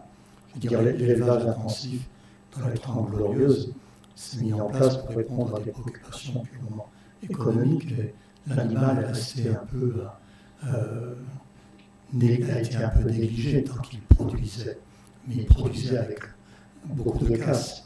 Et quand vous faites allusion aux conditions d'élevage, il ne faut pas oublier non plus que l'histoire des conditions d'élevage, des conditions d'abattage, il ne faut pas oublier non plus que l'histoire des conditions d'abattage est beaucoup dépendante de notre représentation de ce que doit être la mort de l'animal. Et que quand on va véritablement dans le fond de l'histoire, qui est qu'est-ce que cela veut dire que de rendre un animal inconscient pour le mettre à mort, et comment obtenir cette inconscience en l'absence de stress, les choses ne sont pas aussi faciles. Et on s'aperçoit qu'en fait, on est dans un monde qui est un monde très conventionnel, dans lequel on admet qu'un certain nombre de pratiques sont susceptibles de créer de l'inconscience qui elles-mêmes permettent en toute légitimité de mettre à mort l'animal. Mais vous le savez bien, les choses ne sont pas aussi simples, il y a des dérapages là-dessus. Mais bon, une fois de plus, le débat n'est pas tellement actuellement, enfin au jour d'aujourd'hui, pour ce qui nous concerne ensemble, celui du bien-être animal. J'ai simplement voulu l'évoquer, je ne prétends pas le résoudre. Je pense que la question que vous posez devra être abordée au moment de la réflexion de l'Académie sur la conscience animale, puisqu'en fait, cette réflexion porte en elle tous les germes de ce que vous avez évoqué. Si vous voulez bien, je vais continuer. On a eu les organisateurs de la journée d'aujourd'hui m'ont dit, Robert, tu as tout le temps pour toi nécessaire entre 10h et midi. C'est exceptionnel. Habituellement, les scientifiques, on leur dit, oh, tu peux présenter pendant un quart d'heure, mais toujours 20 minutes, 25 minutes. Donc je me suis dit que j'allais occuper mon temps. Mais rassurez-vous, nous arrivons à la dernière époque. Et cette époque va aller assez vite, ce qui ne veut pas dire qu'elle est moins importante. Donc, je reprends là où je vous ai laissé. Le normal. La peur, c'est une réponse normale d'un organisme face à un danger réel ou imaginaire. Cette peur organise notre fonctionnement organique au niveau mental, au niveau comportemental. J'agis, je cours, je me bats, je fais un certain nombre de choses. Et au niveau métabolique, il faut qu'il y ait un accompagnement hormonal. J'essaie de vous montrer que la maladie, c'est exactement du même niveau. Ce n'est plus décodé par les organes des sens extéroceptifs, vision, audition, odeur. C'est décodé par cet organisme particulier spécialisé dans le soi, la reconnaissance du soi et du non-soi, qui est le système immunitaire. Donc vous voyez le changement de paradigme, une fois de plus. Le système immunitaire devient tout à coup un organe sensoriel dans cette représentation, qui est à l'origine de la maladie, qui va organiser notre fonctionnement, comme la peur, à un niveau cognitif, mental, comportemental et métabolique. Donc là, nous sommes dans le normal. Les désordres de la peur, on les connaît, c'est l'anxiété, ce sont les phobies, l'anxiété généralisée, ces personnes qui ont peur de tout, pouvant se produire à tout moment, et cette anxiété pathologique se greffe sur les mécanismes de la peur. C'est-à-dire que nous avons dans notre cerveau et dans le restant de notre corps des mécanismes qui nous permettent de gérer des situations dangereuses. Et ces mécanismes peuvent se dérégler, se sensibiliser en quelque sorte pour générer les désordres pathologiques de la peur et de l'anxiété. À partir du moment où on a mis en évidence un nouveau système motivationnel, qui est celui de la maladie, la question qui se pose tout de suite, c'est quels sont les désordres pathologiques de ce système. Si la maladie se trouve déclenchée ou entretenue par des circonstances qui n'ont plus rien à voir avec ceux qui l'a déclenchée initialement, les micro-organismes pathogènes, par quoi va-t-on la reconnaître? Et en fait, n'y a-t-il pas une certaine façon, une certaine analogie entre la dépression et la maladie? Je vous ai dit, la maladie, c'est le repliement sur soi-même, le corps, le dédain du milieu environnant, le peu d'intérêt pour tout ce qui faisait le sel de la vie, ce ralentissement dans toutes nos activités, cet englument dans ce qui, normalement, devraient être les activités qui s'enchaînent harmonieusement les unes aux autres, etc. Est-ce que donc la dépression ne serait pas à la maladie ce qu'est l'anxiété pathologique vis-à-vis de la peur? Donc vous voyez comment c'est mis en place une nouvelle façon de considérer un trouble psychiatrique, la dépression, à partir d'une recherche sur les relations immunité-cerveau. Et vous pouvez imaginer le caractère innovant de ce genre d'approche, car la dépression jusqu'à présent a été considérée uniquement sous l'angle du fonctionnement du cerveau, mais pas du tout sous l'angle du fonctionnement du cerveau par rapport au restant du corps. Avec cette idée qu'en fait la dépression pourrait trouver son origine non pas purement dans un dérèglement mental, mais dans un dérèglement de ces relations entre le système immunitaire et le cerveau. Eh bien oui, effectivement, il fallait montrer que c'était le cas, et c'est ce que nous avons fait à Bordeaux, chez les patients cancéreux, bien avant que j'arrive à MD Anderson à Houston, Texas. On a montré, avec Lucille Capuron, que chez ces patients cancéreux qui recevaient des cytokines parce qu'ils avaient des tumeurs qui ne répondaient pas à la chimiothérapie ou à la radiation, et que la seule façon pour ces patients de pallier la progression et la dissémination tumorale était de stimuler leur système immunitaire. Ces stimulations du système immunitaire à l'intérieur de l'interféron alpha administrées à des patients ayant un cancer du rein ou un mélanome avec métastase, eh bien, ils créaient un comportement de maladie sur lequel se mettait en place, au fur et à mesure que l'on répétait les injections de cytokines, une véritable dépression. C'est-à-dire pour le psychiatre qui voit le patient à ce moment-là, après plusieurs jours ou plusieurs semaines de traitement par l'interféron, le malade est catégorisé comme déprimé, pour autant qu'il ne connaisse pas les antécédents de ce malade. Et ce comportement de maladie qui apparaît en premier chez ces patients apparaît chez tous les patients. Et chez un certain nombre d'entre eux, on parle de vulnérabilité, le tiers à la moitié de la population, on voit apparaître une véritable dépression avec tout son cortège cognitif et affectif. Donc là, c'était la première fois que l'on voyait, sous l'effet d'un traitement médicamenteux, apparaître une dépression.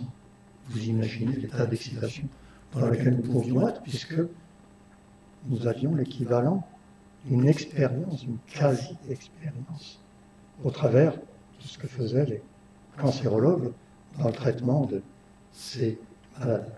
On pouvait donc, à partir de là, essayer de comprendre comment cette dépression se mettait en place et quels étaient ses mécanismes. Effectivement, c'est ce que nous avons fait, je ne vais pas rentrer dans le détail, mais simplement vous dire qu'à partir de là, on a pu identifier des mécanismes qui ont été résumés dans cet article paru en 2008, qui se trouve être l'article le plus cité que j'ai jamais publié à ce jour. Il a été cité plus de 2000 fois et continue à encore être cité, et qui décrivait pour la première fois comment se faisait le passage de la maladie, au sens comportement de maladie, à la dépression, et comment, effectivement, ce titre un peu provocateur que j'ai utilisé, j'ai eu beaucoup de mal à faire accepter par mes collègues,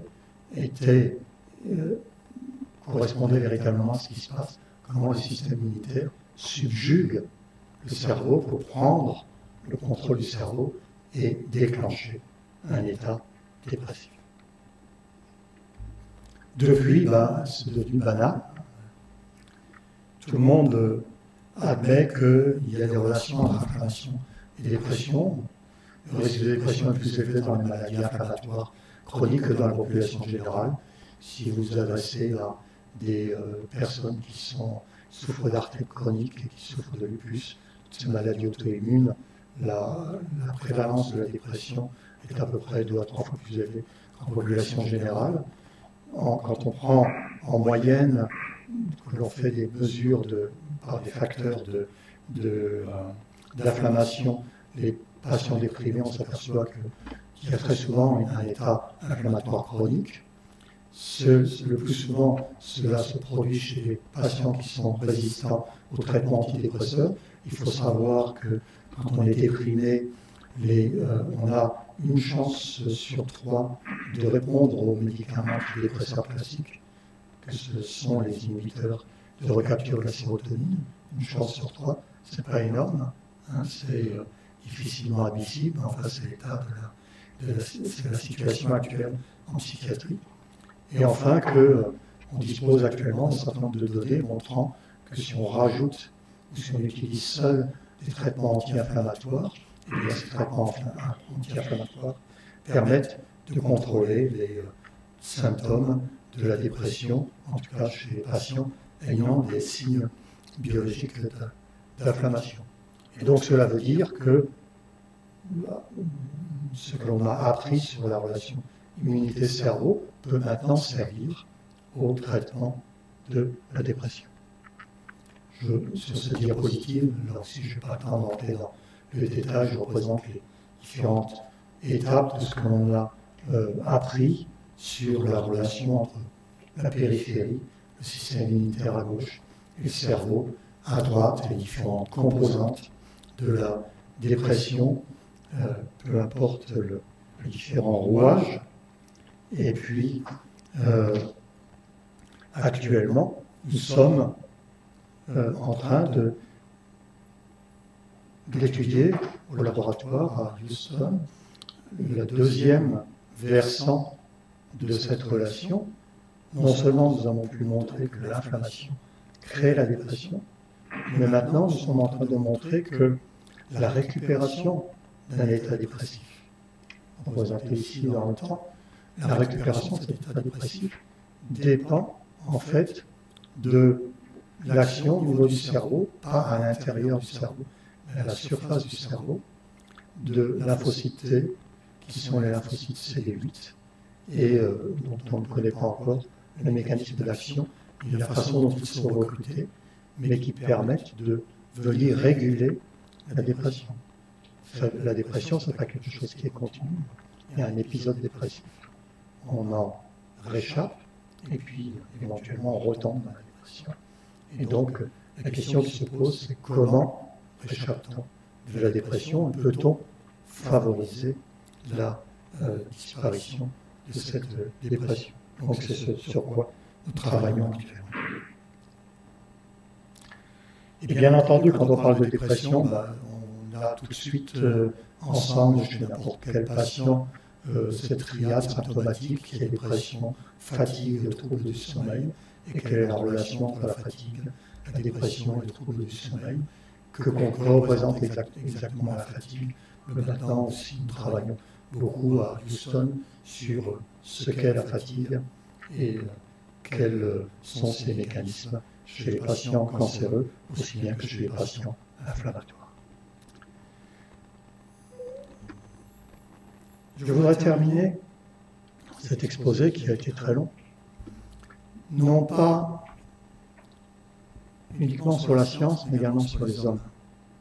Ce long parcours qui a été celui que je vous ai exposé n'a pas été uniquement un parcours géographique ou un parcours gastronomique. Du cassoulet toulousain, plus exactement du Castelnaudary, aux huîtres avec leur crépinette de Bordeaux et le maïs et son accompagnement poulet du Midwest, ou bien le barbecue texan du 4 juillet, fête nationale américaine. Mais ça a été en fait un parcours avec des hommes et des femmes, c'est-à-dire une passion partagée avec un certain nombre de personnes qui ont contribué à ce parcours, car, comme je le rappelais hier, ce ne sont plus à le souligner l'ensemble des récipiendaires des médailles. Une recherche n'est plus une entreprise individuelle, c'est une entreprise collective. À Toulouse, donc, avec Claude Labouche et Paul Mornay qui m'ont recruté, mis en place le laboratoire de pharmacologie, Pierre Mormel qui est encore à l'INRA actuellement en génétique à Toulouse, et puis Gilbert Jolivet qui nous a fortement soutenus et a permis le passage de l'équipe toulousaine à Bordeaux pour que se mette en place véritablement cette neurobiologie des comportements que sous-tendait le travail à Toulouse. Bien entendu, vous avez reconnu le Capitole en passant. À Bordeaux, mais avant de Bordeaux, tout ce travail à l'INRA autour du bien-être avec Florence Burga, qui était dans la salle, Jocelyne Porcher et Joseph agissant comme il le fait très souvent derrière, mais très efficacement. Isabelle Vessier, Frédéric Lévy, Pierre Lenade et Alain Boissy. Et puis à Bordeaux, où je suis arrivé après Toulouse à l'invitation de l'Université de Bordeaux 2, avec Michel Lemoyle, puis avec l'ineffable Jean-Didier Vincent, qui n'a nul besoin de présenter, Patricia Parnet, qui a été la première recrutée à l'INRA après Pierre Morel, Sophie Laillé, qui continue encore à œuvrer à l'intérieur du laboratoire maintenant alimentation humaine, Rosemary Bluté, fidèle d'entre les fidèles, qui a démarré avec moi à Toulouse et qui a continué, Lucille Capuron, internationalement connue pour ses travaux sur la relation immunité-dépression et maintenant sur la relation immunité-nutrition-dépression. Et puis le passage à l'alimentation humaine grâce à Xavier Leverve, trop tôt disparu, Françoise Moss du CNRS qui a assuré la transition entre ce laboratoire que je dirigeais et ce qui est devenu maintenant le laboratoire dirigé par Sophie Laillé et qui est un des laboratoires phares du secteur alimentation de l'INRA. Et puis dans les plaines du Midwest, plaines torrides en été, plaines glaciales en hiver, avec Kit Kelly, Jason O'Connor, la petite équipe du Midwest, et puis maintenant à Houston. Alors ça c'est Houston, mais devant vous, vous avez le centre médical de Houston, une partie, la moitié seulement.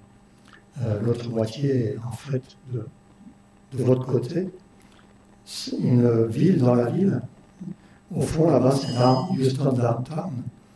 Et cette ville, il y a 100 000 personnes qui viennent y travailler tous les jours. Il y a 5 hôpitaux et 4 universités représentées sur le campus, donc vous imaginez les ressources disponibles.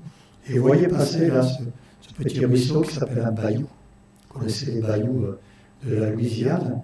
Ce petit ruisseau, quand il pleut, il gonfle et il déborde. Puis bien entendu, ça inonde. Et quand il pleut pendant 5 jours, ce qui pleut à Houston pendant 1 an, vous avez les images que vous avez vues à la télévision il y a 3 semaines de Houston inondé. Mais à Houston, nous avons pu mettre en place, grâce à des collègues hollandaises qui sont en jaune, Annemieke Cavelaars, et avec un haut orange à droite, Kobe Hayden, un laboratoire européen avec plusieurs investigateurs, alors que les laboratoires américains sont habituellement mono-investigateurs, dans lequel nous étudions chez les patients cancéreux les mécanismes de la douleur, les mécanismes des troubles cognitifs et les mécanismes de la fatigue liés au traitement anticancéreux, qui, je dois le rappeler, sont parfois efficaces, mais en tout cas d'excellents poisons, et de toute façon mettent très à mal les patients, sans que nous ayons pour l'instant grand-chose à leur proposer pour les sortir de leur douleur, de leur fatigue, ou de leur chemobrain, de leurs troubles cognitifs liés au traitement anticancéreux.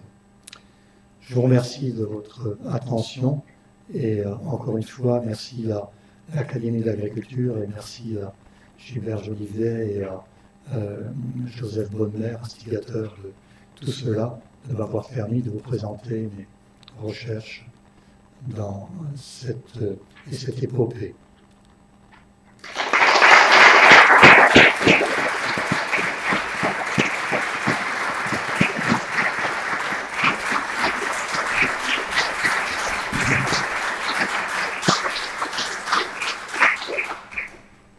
Joseph, tu veux dire un mot de conclusion? Toi qui agis dans l'ombre. Et pour te mettre dans la lumière. Je viens de poser une question à Robert.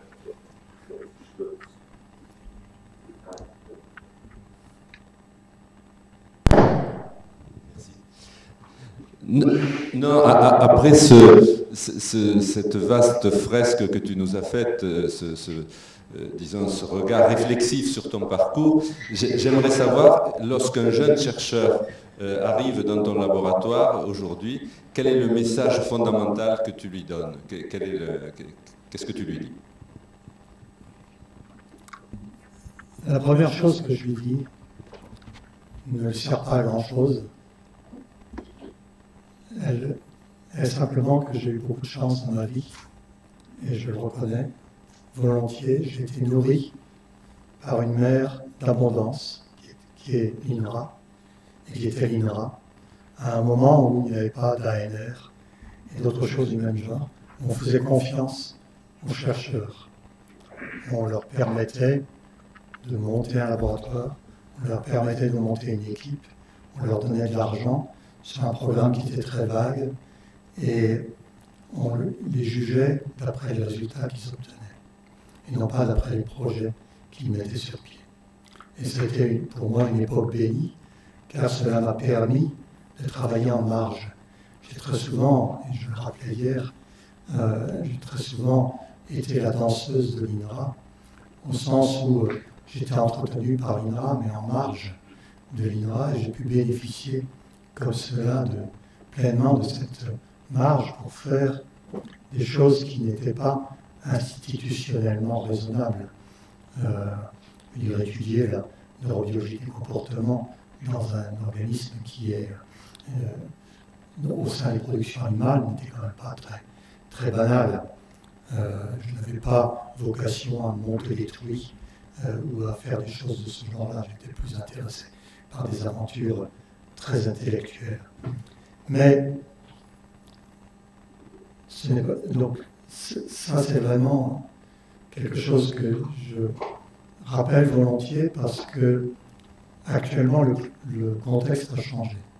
Le contexte dans lequel nous vivons est un contexte qui est devenu très compétitif et très dur pour les chercheurs. Qu'ils soient à l'INRA ou ailleurs, il n'y a plus d'exception maintenant. Tout le monde est exposé au même monde. Et ce monde est celui de la compétition. On ne peut plus faire de recherche si on n'a pas un minimum de résultats préliminaires permettant d'étayer le bien fondé de ces recherches. Et ces recherches, en plus de ça, doivent se situer dans une perspective sociétale. Déjà à l'époque, j'écrivais ça dans mes rapports dans le cadre de la station de pharmacologie, toxicologie de l'INRA. Nous essayions etc. Il y avait bien des perspectives sociétales, mais elles étaient très en filigrane. Maintenant, elles le sont beaucoup moins. Nous sommes devenus responsables vis-à-vis de la société, ce qui est très bien. Mais et j'insiste, c'est devenu très compétitif pour le chercheur. Le chercheur doit se battre pour avoir de l'argent, et cet argent n'est pas facilement, on ne peut pas l'obtenir très facilement. Alors aux États-Unis, c'est relativement, cette situation est la situation quotidienne. Je dois payer à Houston 40% de mon salaire. Je dois ramener tous les ans suffisamment d'argent pour payer 40% de mon salaire. Je dois payer tous les gens qui travaillent avec moi. Aucun d'entre eux n'est payé par l'institution. Le laboratoire dont vous voyez la composition autour de vous est une mini-entreprise en fait. Et cette entreprise est totalement soutenue par les 3 chercheurs représentés ici qui doivent ramener de l'argent pour payer les salaires de tous ceux qui travaillent à l'intérieur du laboratoire. Nos techniciens, nos administratifs ne sont pas payés par l'institution. Donc ce que je dis aux chercheurs, aux jeunes chercheurs actuellement, c'est le métier de chercheur est un métier de passion. Ne l'exercez pas si vous voulez faire de l'argent, exercez-le avec passion, mais sachez que cela va être de la sueur, du sang et des larmes. Merci. Donc nous allons conclure cette séance en remerciant beaucoup donc Robert Danzer de nous d'avoir accordé de son temps pendant son séjour parisien, ou ailleurs, j'en sais rien, enfin de séjour en France. Je ne veux pas préjuger de votre itinéraire. Et en écoutant votre conclusion et en regardant certaines personnes dans la salle, j'ai pensé au slogan qui allait être celui du prochain Salon international de l'agriculture, une aventure collective. Donc vous nous avez bien décrit cette aventure collective. Merci beaucoup. Merci.